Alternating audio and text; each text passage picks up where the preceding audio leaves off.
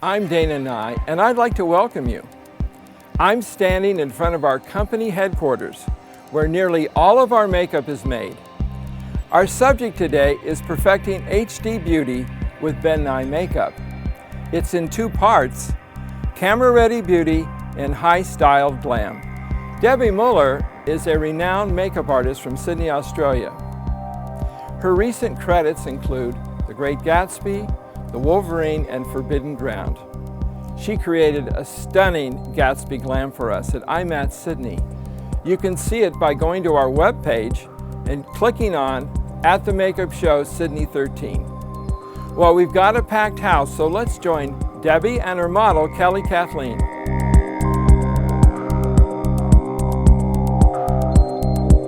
So the foundation that I'll be showing first is the HD MediaPRO foundation in the Global palette. Some people do their concealing first, but I do my concealing afterwards, only because sometimes you erase a lot of your concealer when you do conceal first, but if you feel that works for you, then do it vice versa.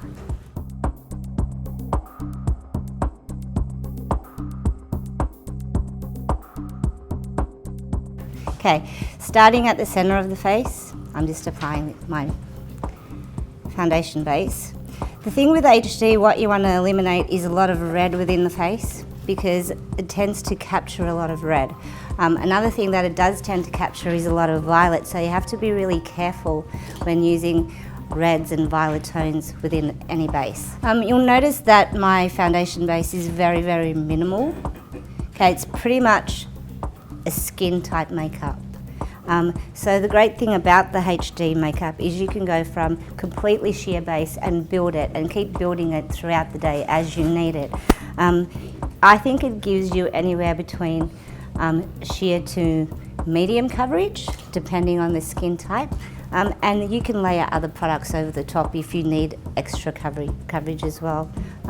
When you powder it, you're still able to build upon it if you don't have enough base throughout the day. So I reactivate the base by using a hydrating mist, so there's not a stress factor if you do powder and then realise, oh, I need more. The more yellow you pump in the skin basically, the better off you are. When you have a talent in a chair, whether it's a model or an actor or a male model or anyone per se, if they tend to blush naturally, don't dilute the blush, leave it there, because that will actually help you, because the amount of blush that a person has naturally is perfect for HD. Okay? I'm not saying do not apply any blush, but when you do apply the blush, really, really pull it back, literally desaturate the amount of blush that you're applying.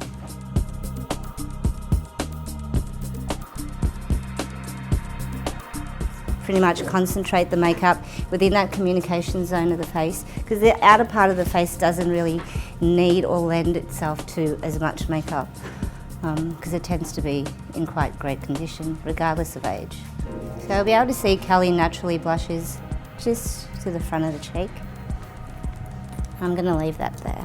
If you do not want a richer consistency of concealer, you can still use your HD MediaPRO concealers and go in there, but I'm just going to go in a little bit deeper. I'm going to use the Ben Nye concealer palette. So my concealer is going to be a little bit more heavier than the rest of the makeup, purely just to give my eyeshadows longevity. Just close for me.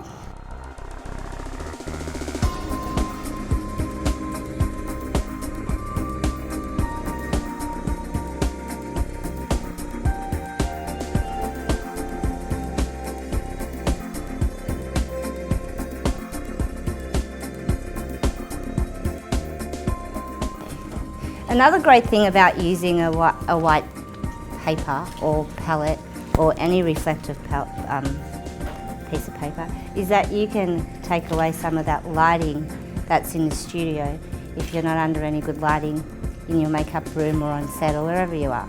So it's a good little reflector to have as well, and you're able to then see whether you need to adjust your makeup in any way.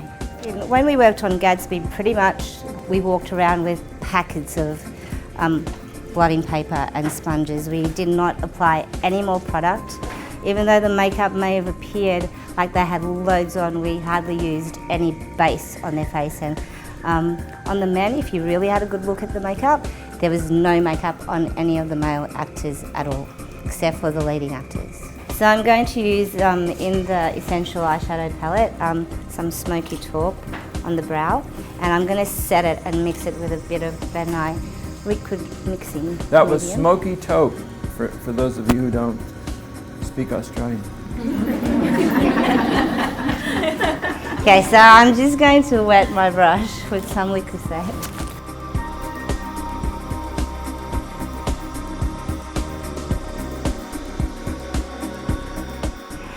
The great thing about an eye definer is if you're creating a smoky eye or any eye with a lot of depth, there's no fallout at all, and you're able to blend away forever. And then you can still apply your eyeshadow to set it over the top. It doesn't pull away from your eyeshadow at all, so it actually works in conjunction with any eyeshadow that you apply over the top.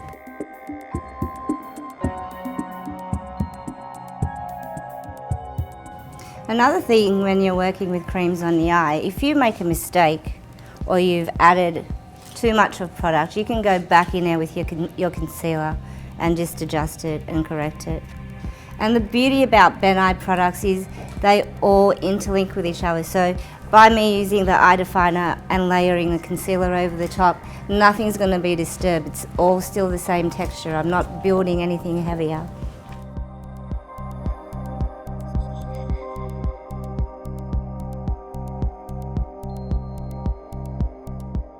In film, mainly we try to keep away from any metallic or shiny or shimmery textures, unless the genre requires us to do so. Yeah?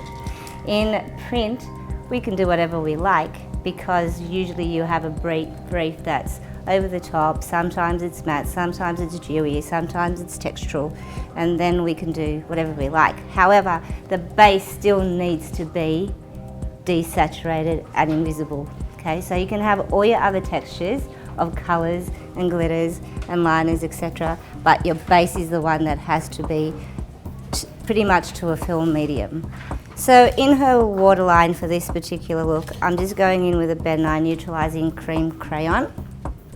Yeah, and that's just to tone down any pink within that lash line or waterline on the inner rim. And again, I'm using that number 7 stroke underneath the eye. And basically all I'm doing is capturing any concealer or foundation that's lend itself to the character line underneath your lashes, lower lashes.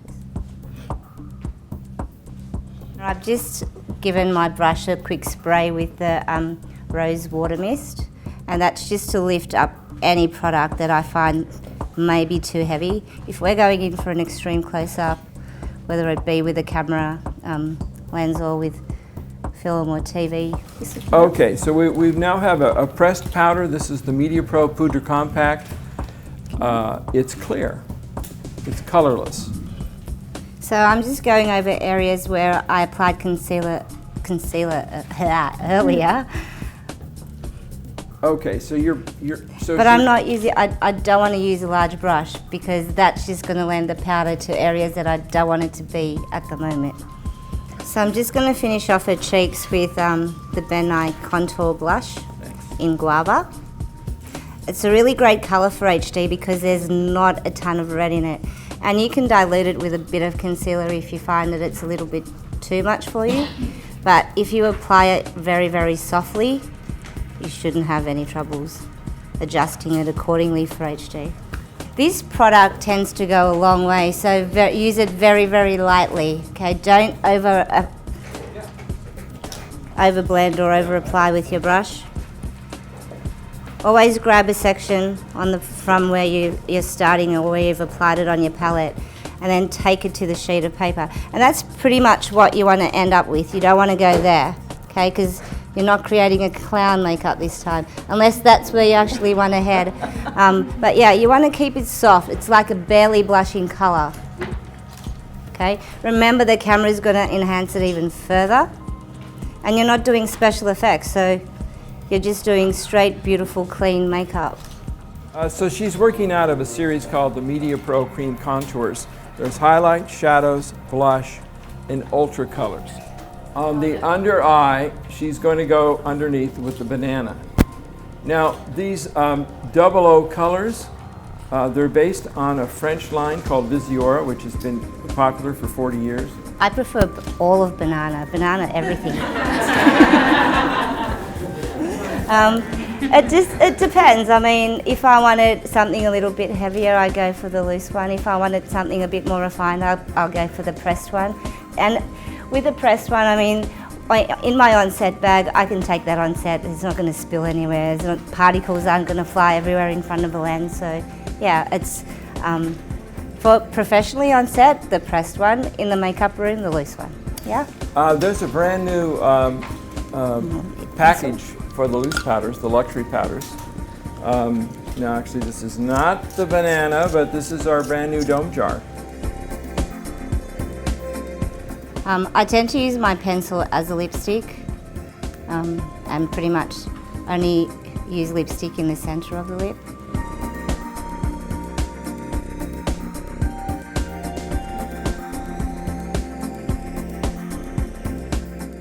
And this is a good little thing to do if you do not have a lot of matte lipsticks in your kit and you tend to be favour gloss more so, then there's no reason why you cannot apply a blush or a pressed powder over the top of your pencil.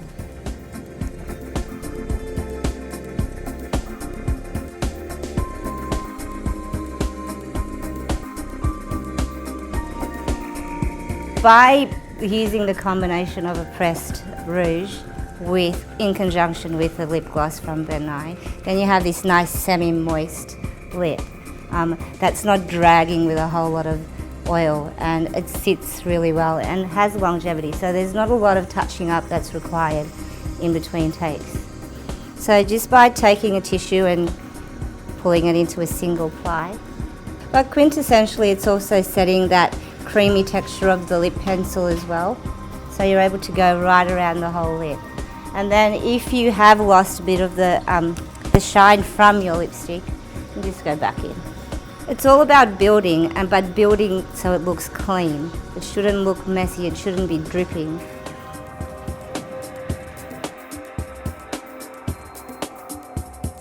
Data's just created a new blush. It's called First Blush. You know, that nice virgin cheek when you're blushing and you're all gaga goo goo over your boyfriend.